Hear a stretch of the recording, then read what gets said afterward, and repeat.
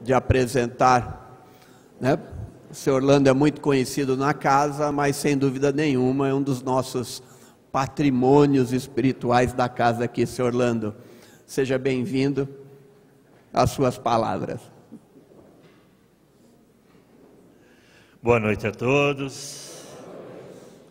É muito bom ouvir isso dos amigos. Na verdade, são os amigos, então vale um pouquinho menos, né? É bom quando os inimigos falam isso da gente. Mas é muito bom. Muito obrigado, Carlinhos. Eu gosto muito de falar de Jesus, do Evangelho. Sempre que posso, né, eu priorizo os temas do Evangelho, porque acho que, na realidade, são as diretrizes que nos orientam, qualquer que seja a nossa religião, né? Sejamos espíritas, católicos, protestantes, o Evangelho é aquilo que nos une. É aquilo que faz com que nós estejamos, muitas vezes, caminhando por estradas diferentes, mas sempre rumo ao mesmo destino.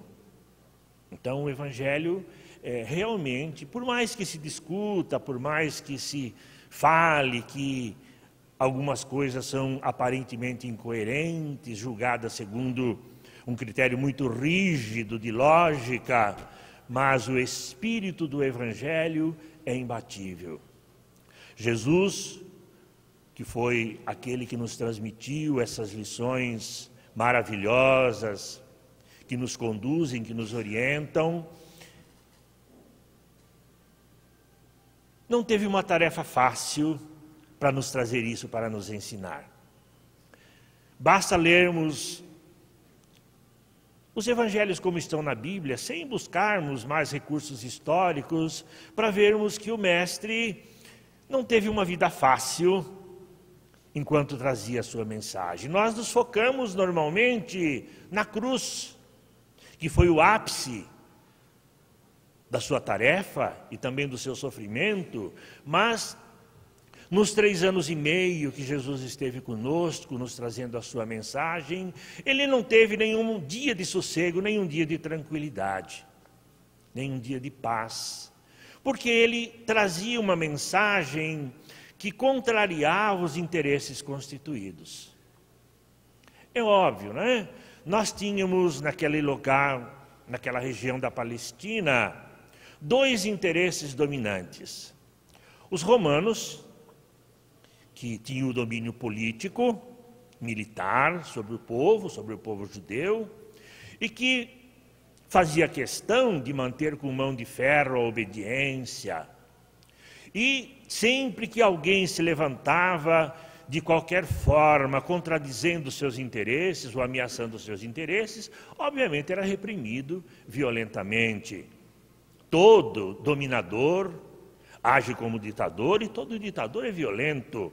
Não admite que ninguém discuta os seus interesses ou que faça qualquer coisa que ainda de longe possa ameaçá-los.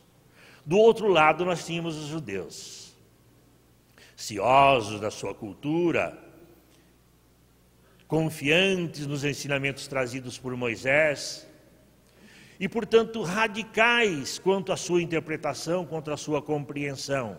Não admitiam nada que viesse contrariar os seus ensinamentos. Eles não aceitavam qualquer coisa ou qualquer ensinamento que viesse contradizer aquilo que eles acreditavam. E é óbvio que eles também, não sendo perfeitos, né? Aliás, estavam muito longe disso, se aproveitavam dos menores detalhes, das menores circunstâncias, para se livrar dos adversários, para se livrar daqueles que ameaçavam a sua dominação, aqueles que ameaçavam o seu poderio. E é óbvio que, embora eles fossem dominados pelos romanos, eles não tinham o poder político, mas os romanos davam aos povos dominados o direito de exercer as suas leis, os seus princípios e as suas religiões. Roma nunca coibiu religião alguma, a menos, é óbvio, que ameaçasse os seus interesses. Então os judeus tinham pleno direito de exercitar a sua crença, a sua fé, de se reunir nas sinagogas, de divulgar a sua mensagem, da forma como acreditavam, mas eram vigiados. É óbvio, né? Eram vigiados porque eles poderiam a qualquer momento se voltar contra o Império Romano. E não eram poucos aqueles que buscavam uma oportunidade de tentar a liberdade. Existia entre os judeus uma seita, né? Ou um partido que lutava abertamente contra o Império Romano, tentando a sua libertação, do qual dizem que fazia parte o próprio Judas Iscariotes, né? Que segundo dizem, segundo a doutrina espírita, mesmo algumas obras da literatura espírita nos mostram, ele não teria traído Jesus por dinheiro. Ele fazia parte do partido dos Zelotes, que tentava se libertar, lutava contra a dominação romana. O próprio Barrabás, que é visto como um bandido, a Bíblia não fala que ele era bandido, a Bíblia diz que ele era um amotinado. Barrabás era um guerrilheiro, um revolucionário daquela época que lutava contra o Império Romano. Daí os judeus terem preferido Barrabás a Jesus, porque Jesus pregava a paz, Barrabás pregava a rebeldia, pregava a libertação material pela força. E essa era a vida, o cotidiano daquele povo. De um lado os romanos dominando pela força, do outro os judeus procurando manter os seus princípios, as suas crenças, e usando também a sua força, especialmente o sinédrio, né? Os doutores da lei, que dominavam com mão de ferro, impondo ao povo as suas crenças. E dentro desse embate é que apareceu Jesus. Não é preciso dizer que desde o começo ele foi vigiado. E não era um homem qualquer. Muitos supostos messias já haviam aparecido. Muitos supostos libertadores haviam aparecido, mas passavam rapidamente porque não tinha conteúdo, não apresentavam nada que fosse diferente, nada que os fizesse com que o povo os aceitasse como tais. Mas Jesus era diferente. Jesus fazia coisas que ninguém mais pudera fazer. Jesus curava enfermos, Jesus fazia cego ver. Jesus tinha um carisma fantástico que fazia com que as multidões dele se aproximassem sempre para ouvir a sua mensagem. E os seus seguidores se multiplicavam, particularmente entre os judeus. E Jesus não tinha, embora ele fosse judeu, embora ele não desrespeitasse abertamente os princípios do judaísmo, ele não tinha muita preocupação quanto a formalidades, quanto a rituais judeus. E ele fazia coisas que os judeus não aceitavam. Por exemplo, ele curou uma pessoa no sábado e foi veementemente repreendido, até mesmo pelos seus apóstolos. Hoje é sábado. E no sábado, segundo a lei de Moisés, não se pode fazer nada. Mas ele não se preocupava, ele curou, ele fazia no sábado. Não tinha momento, não tinha dia para fazer o bem.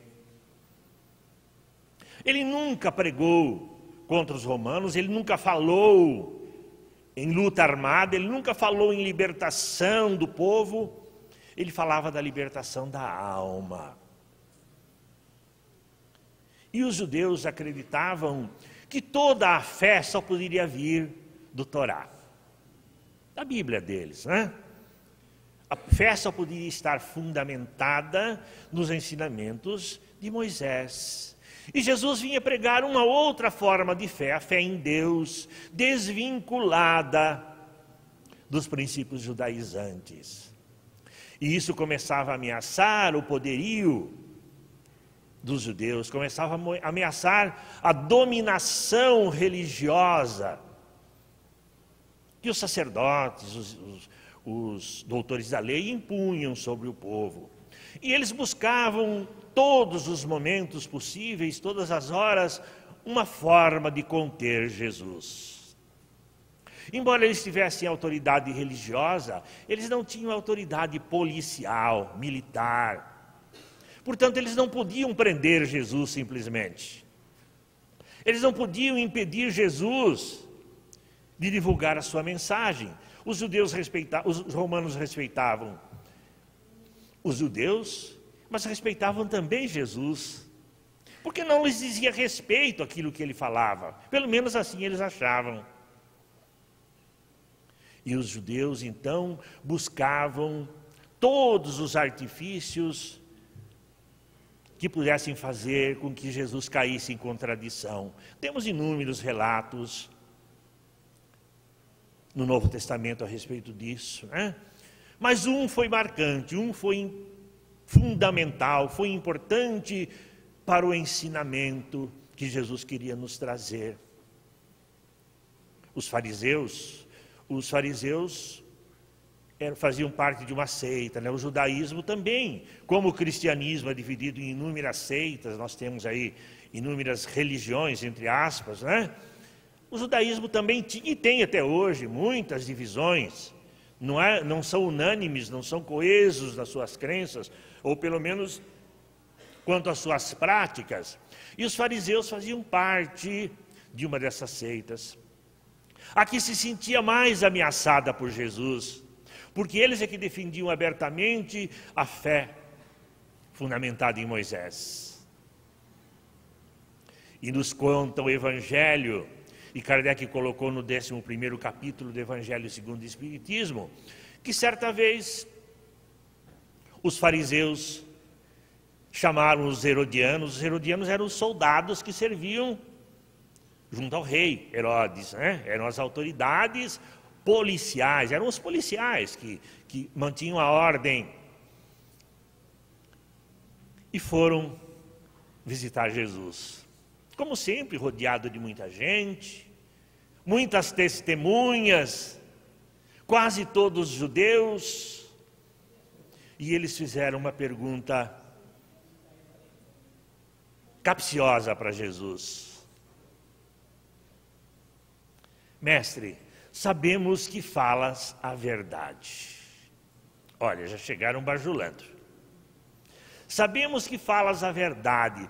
Nos diga uma coisa, tire uma dúvida que nós temos. É lícito pagar tributo a César? É lícito pagar tributo a César? Nós nem sempre paramos para pensar nessa pergunta, né? Que coisa impressionante. Nós já vimos, né? Nós já sabíamos que os romanos eram dominados. E eram dominados como? O exército romano tinha um custo. E eles não dominavam apenas por interesses morais ou egoístas, vaidosos. Eles dominavam por interesses materiais. Eles tinham que tirar lucro da dominação. Eles tinham que tirar dali dinheiro para manter os seus soldados. Então o judeu pagando imposto para César, estava pagando para o soldado dominar. E os judeus abominavam a dominação, como qualquer povo, né? Não gosta de ser dominado. E eles tinham que pagar o imposto para o César. E vieram com essa pergunta. Com aquele sorriso cândido, né, mestre? Não é por mal, não. Nós só queremos saber. Os soldados já estavam lá de prontidão. Nós só queremos ouvir a sua opinião, já que o senhor é sábio. É justo pagar o imposto a César? Que dúvida, né? Eu não saberia responder, é óbvio. Eu ficaria morrendo de medo e deixa, passa amanhã que eu vou pensar. Jesus, nem sei se pensou, mas ele disse, tragam-me uma moeda. E trouxeram uma moeda, fala a moeda do censo, devia ser uma moeda especial, né, para o imposto. E Jesus perguntou, puxa, olha, tem uma figura aqui e algo escrito. De quem é essa figura e o que é que está escrito aqui? A figura é de César. E está escrito também que é o César. Ah, é? Então dai a César o que é de César. E a Deus o que é de Deus. Eles baixaram a cabeça e foram embora. Porque eles não esperavam uma resposta. Eles esperavam que Jesus dissesse: é justo, os judeus o massacrariam. Não, não devem pagar, os romanos o massacrariam. Ele saiu pela tangente com uma resposta inteligentíssima, mas isso nos faz pensar. Isso nos faz pensar, o que tem a ver isso conosco, afinal de contas, não é? Foi uma resposta aparentemente evasiva, mas que traz um ensinamento profundo. Kardec sabiamente colocou nesse capítulo do Evangelho segundo o Espiritismo, que fala da caridade, né? Fala do nosso relacionamento, coisas que aparentemente não tem nada a ver com esse texto. Ele fala da fraternidade, fala do amar ao próximo como a si mesmo, da reciprocidade de conduta. Parece que não tem nada a ver. Mas se nós nos abstrairmos um pouco das nossas tradições religiosas, das coisas que estão consolidadas na nossa cabeça, nós damos a tudo uma característica religiosa. Nós, mesmo espíritas, não conseguimos ainda nos desvencilhar daquela história de céu e inferno, embora troquemos o nome. E tudo que nós fazemos e tudo que nós aprendemos, tudo que nós lemos no Evangelho, nós aplicamos no sentido de sermos salvos. Não é assim? Eu sempre digo em tom de brincadeira, né? Espírita não acredita no inferno, mas tem um medo enorme do umbral. Falar em umbral para espírita é um negócio tenebroso. E deve ser ruim mesmo, né? Mas não é isso que Jesus veio nos ensinar. Umbral existe, sem dúvida. Mas umbral, como o próprio nome diz, é passagem. É passagem, não é destinação final. E nós devemos pensar na continuidade da nossa vida, nós devemos pensar na continuidade da nossa existência enquanto espíritos. Devemos pensar no depois da morte e no depois da morte. Porque, segundo nos diz o livro dos Espíritos, nós fomos criados simples e ignorantes para nos tornar perfeitos. E conosco a sociedade da qual nós fazemos parte. Ou seja, a sociedade que começou incipiente há milhares de anos, foi evoluindo, foi crescendo, foi se aprimorando, está muito longe da perfeição, mas já caminhou bastante, já evoluiu bastante. Se nós olharmos mesmo naquilo que a história registra, uns poucos séculos, nós veremos a evolução que a sociedade já teve. Com muitos percalços, com muitas dificuldades, muitas imperfeições ainda, mas não dá para se comparar a nossa sociedade de hoje com a sociedade de 200, 300 anos atrás, para não ir mais longe. E a sociedade evoluiu porque nós evoluímos. A sociedade nada mais é do que uma reunião de pessoas, não é assim? Não existe uma figura em si só sociedade. É reunião, associação de pessoas que faz dela melhor ou pior. Então é a conduta das pessoas nessa sociedade é que vai fazer com que ela seja melhor ou pior. Vai fazer com que ela seja mais ou menos feliz, que ela seja mais ou menos harmoniosa. E era isso que Jesus ensinava. Aliás, Jesus não. Isso foi também o que Moisés ensinou. Se olharmos os 10 mandamentos, eu sempre repito isso. Se lermos com cuidado os 10 mandamentos, né? Todo mundo aqui decorou os 10 mandamentos lá na primeira comunhão, porque quase todo mundo foi católico, né? Ninguém lembra mais, tem eu.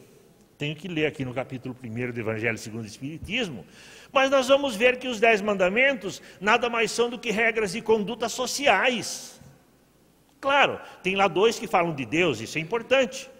Os 2 primeiros falam de Deus.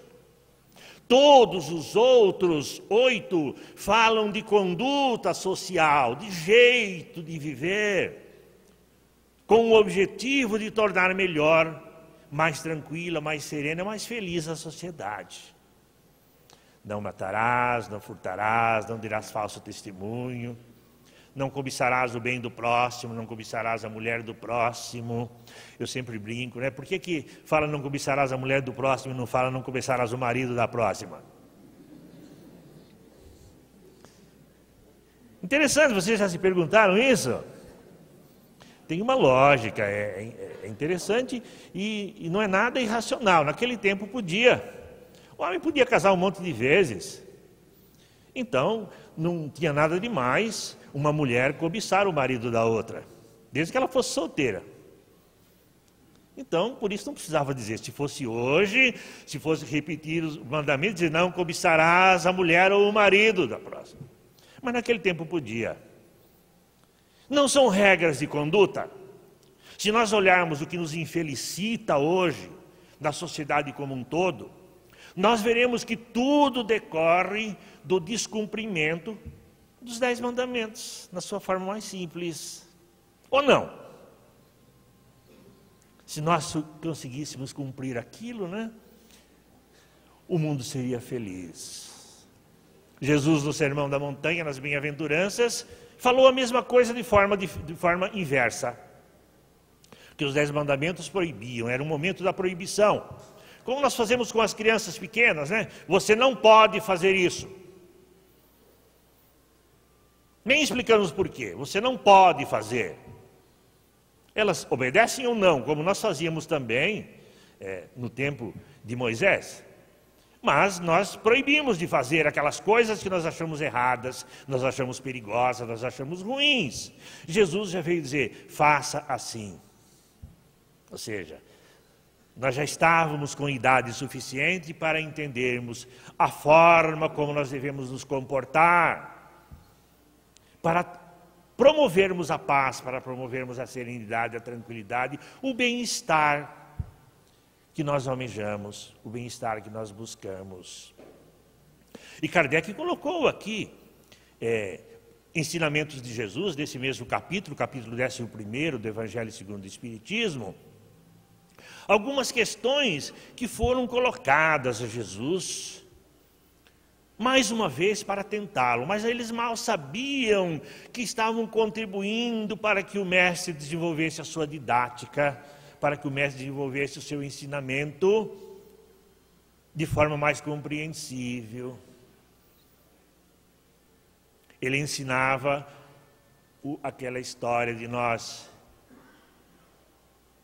não fazermos ao outro senão aquilo que nós gostaríamos que fizessem para nós, ou seguirmos os bons exemplos. Ele conta uma história. Ele conta uma história que foi colocada aqui também. Ele diz que tinha lá um homem, ele fala um homem rei, devia ser um homem poderoso, muito rico, que tinha alguém que lhe devia muito dinheiro, mas não podia pagar. Novidade isso, né? Devia muito dinheiro e não podia pagar, mas tinha que prestar contas. Não era suficiente dizer, devo, não nego, pago quando puder. O homem era poderoso. E ele chegou junto àquele homem e disse, Senhor, eu não posso pagar.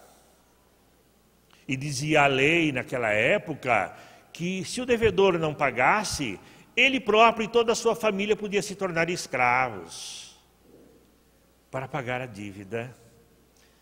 Ainda bem que aboliram essa lei, não é? E a ordem natural seria que o Senhor dissesse, prenda todos para que paguem a dívida. Eu não sou Papai Noel, naquele tempo não tinha ainda. Isso não é uma instituição de caridade. Eu não posso ter prejuízo. Venda-os como escravos para que eu possa me ressarcir dos meus prejuízos. Ele estaria agindo segundo a lei. Mas ele fez assim? Não. Ele se comoveu diante dos lamentos, da choradeira do devedor. Talvez até sinceros, por que não? Porque é difícil nós vermos os nossos filhos, né, sendo escravizados para pagar dívidas que nós contraímos. Ele disse: eu te perdoo, vá em paz. Que maravilha, aquele homem aprendeu a lição. Saiu feliz, saltitante. Como é bom esse homem, que coração generoso ele tem. Lá no final da escada ele encontra algum que lhe devia 100 dinheiros. Eu não sei quanto isso significa, né? Mas não importa. O sentido da lição é que era pouca coisa. E diz o texto que ele estrangulou o sujeito e disse: paga o que me deve. E o homem lamentou: eu não posso, me dê tempo que eu pago. Não interessa. Deve ter dito: eu não sou uma instituição de caridade, né? Pague. Como ele não tinha dinheiro, ele chamou os soldados e mandou prender o homem. Não aprendeu a lição de fraternidade. É claro que já naquele tempo já tinha os dedos duros, né? Foram contar para o rei: olha, ele fez isso. O rei falou: vem cá, meu nego. O que foi que eu te fiz? Ah, o senhor me perdoou. Ah, é. E o que foi que você fez com aquele que lhe devia? Ele baixou a cabeça e o senhor disse: agora você vai pagar, centil por centil, aquilo que você deve.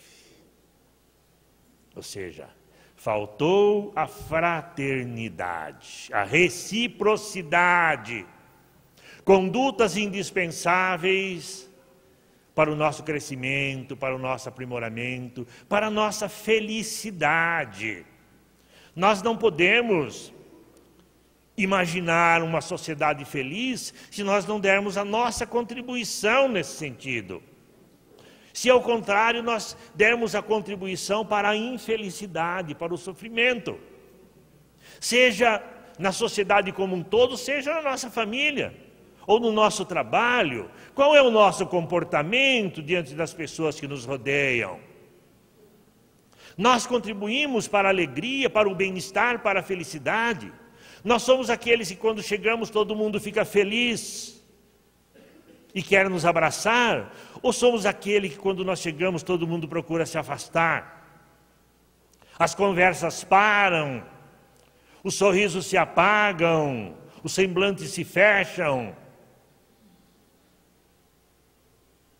O que somos nós?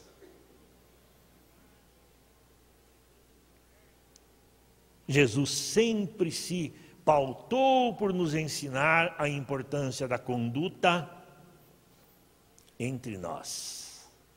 A religião desenvolveu ao longo do tempo o ensinamento errôneo de que Deus quer que nós o louvemos com cânticos, com orações, com palavras bonitas, com penitências.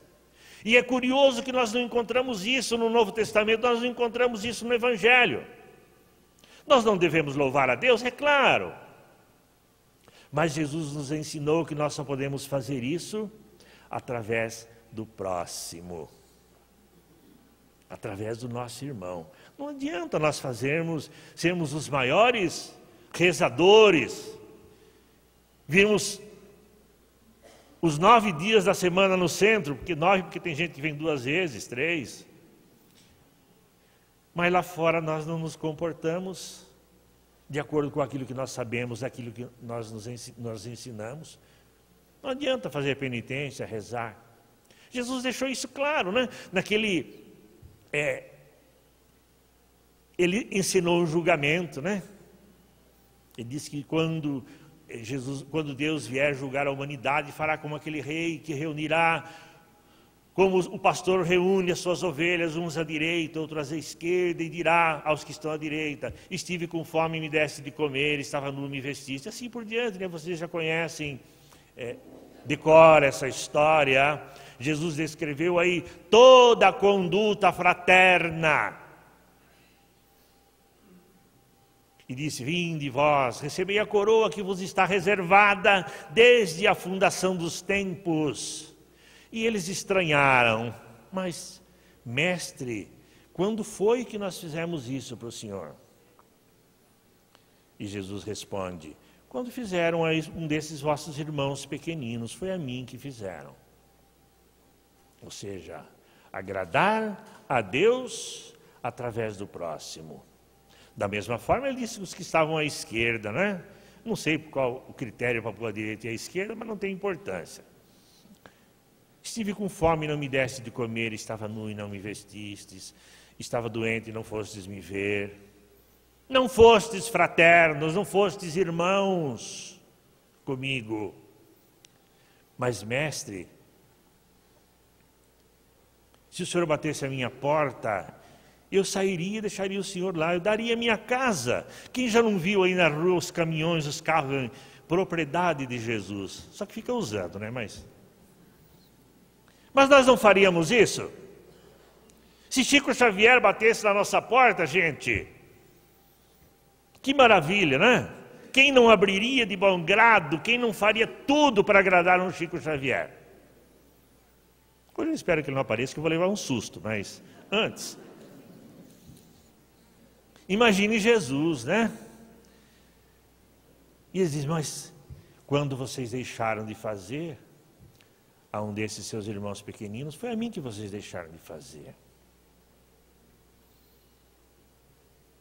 Olha a responsabilidade. Nós vivemos num momento importante da humanidade. O Espiritismo nos fala da transição. Transição o que é? É mudança, né? Mudança de quê? De jeito de viver. Teoricamente, né, ou de uma forma simples, será a retirada daqueles que causam a desarmonia e que não são capazes ainda de contribuir para o bem-estar, para que aqueles que já alcançaram essa condição possam viver de forma feliz. Ah, mas o que tem a ver, né? Eu estou fugindo do tema. O que tem a ver o dai a César com o que é de César e dê a Deus o que é de Deus? Aí é que pega. Porque Jesus falava de submissão, ainda que injusta. Não é isso? Falava, submetam-se ao Império Romano, cumprindo as suas leis, ainda que vocês achem isso injusto. Ainda que vocês achem que isso não é bom. Eu, se fosse judeu naquela época, não sei se era, provavelmente, ficaria muito revoltado com isso. Mas Jesus ensinava mais uma vez a importância da paciência, a importância de sermos obedientes, de sermos pacíficos e de buscarmos as nossas realizações, sempre fugindo da rebeldia, sempre fugindo das revoltas, sempre fugindo das coisas que trazem a infelicidade. Como nós vemos hoje, né? Nós vemos muita gente falar mal do governo, eu não estou aqui defendendo o governo, tá, gente? Mas eu não pago imposto porque é injusto, eu não pago porque não há retribuição, não sei, não vamos discutir se está certo ou está errado, não é esse o objetivo. Mas nós não estamos deturpando a ordem. Como outras coisas que nós fazemos ou deixamos de fazer porque achamos que não é justo. Mas ao fazermos ou deixarmos de fazer, nós causamos um transtorno na sociedade. Ou seja, Jesus ensinava que nós devemos ser obedientes e aguardar, lutar contra as injustiças, sim, mas lutar primeiro exemplificando e depois nos esforçando no sentido de corrigir ou de ajudar a corrigir aquilo que nós achamos que está errado, mas enquanto for vigente nós temos que obedecer, sob pena de causarmos e provocarmos a anarquia social. Os judeus tiveram um exemplo disso. Eles lutaram veementemente contra o Império Romano. Nunca se renderam. Eu já falei, né, dos zelotes, que era um partido político que lutava, tinha uma luta armada contra o Império Romano e que por volta do ano 70 depois de Cristo, causou uma grande violência por parte dos romanos, que não suportavam mais, não quiseram mais suportar a rebelião dos judeus, matando uma grande quantidade deles e dispersando pelo mundo todos os que não morreram. A grande diáspora, como foi chamada, né, quando os judeus foram espalhados por todo o mundo. Os povos que souberam trabalhar com mais paciência, com mais serenidade, aquela situação, mesmo não se conformando, se viram livres muito mais rapidamente. Com a derrocada do Império Romano, readquiriram a sua liberdade, readquiriram o domínio sobre as suas vidas, enquanto os judeus demoraram 1.900 anos para conseguir voltar de forma precária. Por quê? Porque não tiveram paciência para buscar de outra forma aquilo que era justo, sem dúvida nenhuma, né? A sua liberdade, o seu autodomínio, o seu próprio governo. Então Jesus nos ensina inúmeras vezes a necessidade da obediência às leis, da obediência aos princípios estabelecidos como forma de contribuirmos para a harmonia social. Obedecer não é ficar de cabeça baixa, é buscar por todos os meios possíveis e ilícitos, mudar sempre que possa ser mudado, mas obedecer enquanto estiver vigente. Mas Jesus também ensinava esse comportamento no relacionamento entre nós mesmos. A nossa conduta em situações que muitas vezes nos parecem injustas, em situações que muitas vezes nos parecem ruins, no nosso relacionamento no trabalho, nosso relacionamento em família, mas que são as coisas estabelecidas contra as quais nós não podemos lutar, contra as quais, se lutarmos, nós sabemos que vamos perder, sabemos que vamos sucumbir. Então Jesus, mais uma vez, dava uma demonstração de grande sabedoria, que nós não tivemos dificuldade para entender naquele momento, né? Porque, como eu disse no começo, nós ainda imaginávamos, porque era o nosso momento espiritual, assim como lá em Moisés, não se falava em espírito, não se falava em céu, não se falava em inferno, tudo se resolvia nas coisas materiais, seja nos bens materiais, seja na própria vida, na própria saúde. Nós não encontramos no Velho Testamento nenhum ensinamento a respeito de céu e de inferno, a respeito de salvação da alma. Jesus também veio num momento em que nós ainda não éramos capazes de entender a nossa verdadeira destinação.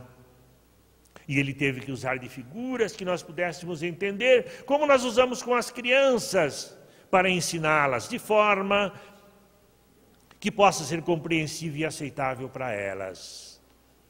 E ele falava assim da salvação da alma, né? Ele falava assim, o que não deixa de ser verdade, né? Porque isso também o Espiritismo ensina.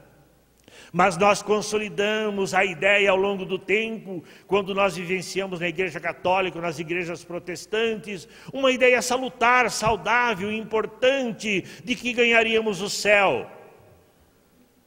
E o Apocalipse descreve até o céu, né? Com calçadas de ouro, muros de ouro, tudo de ouro e pedras preciosas. Para demonstrar a riqueza, a beleza que seria isso. Nós precisávamos disso naquele momento. Olha, quem não gosta de ter ouro, né? Se bem que sendo tudo de ouro não ia valer grande coisa, mas que beleza que é o céu descrito, né? No Novo Testamento, que maravilha.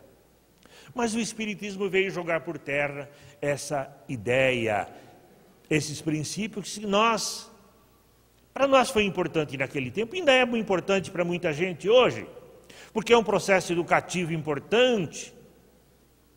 Aqueles que não têm a condição ainda de entender aquilo que o Espiritismo nos ensina, ainda precisam dessas imagens, e elas são importantes para conduzir as pessoas no caminho do bem. Dizem alguns, não, é pelo medo. Tudo bem, o medo também é salutar, o medo também nos preserva. O medo é uma das coisas mais importantes para a nossa preservação da nossa vida, né? Quando ele não vai para as raias do exagero, o medo é fundamental para a nossa preservação. Então o medo do inferno e a esperança do céu nos conduz muitas vezes por caminho do bem. Ou pelo menos faz com que nós nos afastemos do mal. Mas o Espiritismo vem nos mostrar com muita clareza, com muita limpidez, que nós estamos construindo a nossa própria felicidade aqui mesmo. Que nós estamos construindo a nossa própria felicidade aqui na própria terra. Que nós já fomos aqueles espíritos primitivos que animaram aqueles corpos que são escavados e encontrados nas eras passadas, que nós já fomos aqueles espíritos que seguiram Moisés pelo deserto, precisando do medo do Jeová, que era violento, que punia com a morte qualquer desobediência. Nós já fomos aqueles espíritos que caminhamos de cabeça baixa, subimos escadas de joelho com medo do diabo, com medo do inferno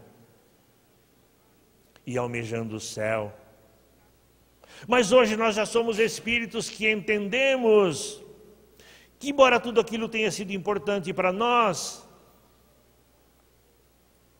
que existe algo bem maior e que não depende só de Deus. Claro, sem Deus nada é possível, né? Como disse Jesus, nenhum fio de cabelo cai de nossa cabeça sem que Deus o queira, sem que Deus o saiba, alguns outros textos dizem, não é? Deus é fundamental, mas Ele não faz por nós. Ele faz conosco. Ele nos ajuda a fazer. Ele nos mostra o caminho, nos dá o material, nos dá os recursos para que nós possamos fazer. Kardec nos fala, ou o Espírito da Verdade nos fala através de Kardec, em uma escala evolutiva, né? Dos mundo primitivo, mundo de expiação e de provas, que é o mundo que nós vivemos hoje. O mundo de regeneração, que é para onde nós estamos caminhando agora, se nós nos conduzirmos de forma a sermos merecedores, os mundos felizes, os mundos celestes ou divinos, todos compostos dos mesmos espíritos que seguiram essa marcha, que passaram por todas essas situações e construíram uma sociedade harmoniosa e feliz. E construíram uma sociedade onde não haverá morte, onde não haverá choro, onde não haverá doença, onde não haverá fome, onde não haverá dor. Que não será dada por Deus, não. Será construída por nós. Será feita com o nosso trabalho. Trabalho não apenas na construção da sociedade, mas na nossa própria construção, na nossa própria evolução, no nosso próprio crescimento, incorporando em cada dia novos valores, lutando contra as nossas imperfeições.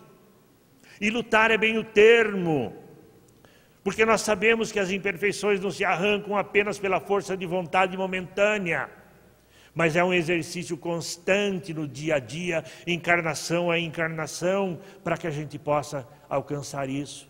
Eu brinco sempre dizendo que Deus não criou o homem, Deus está criando o homem. Ou seja, nós ainda não fomos criados, nós estamos sendo criados. E agora, com a nossa própria participação, com a participação da nossa própria vontade, nos melhorando a cada dia e melhorando assim a sociedade que está do nosso lado. A começar pela nossa família, pelo nosso ambiente do trabalho, enfim, pelos lugares onde nós convivemos, onde nós vivemos. Isso depende, como disse Jesus, inclusive, não é? do dai a César o que é de César, ou seja, o respeito à ordem, o respeito à harmonia, a submissão às leis estabelecidas, de forma a não sermos motivo de escândalo, não sermos o motivo da desolação, o motivo da desarmonia. Não é fácil, eu sei, não é? Para nenhum de nós. Mas certamente não é impossível. Seria difícil e impossível se nós achássemos que nós podemos fazer isso de uma hora para outra. Mas como nós vimos, nós temos a eternidade para realizar isso. O importante é que não paremos, o importante é que nos esforcemos, o importante é que nós nos empenhemos no dia a dia para darmos a nossa contribuição para a construção desse mundo melhor que Jesus nos prometeu. Que Jesus possa nos abençoar. Graças a Deus.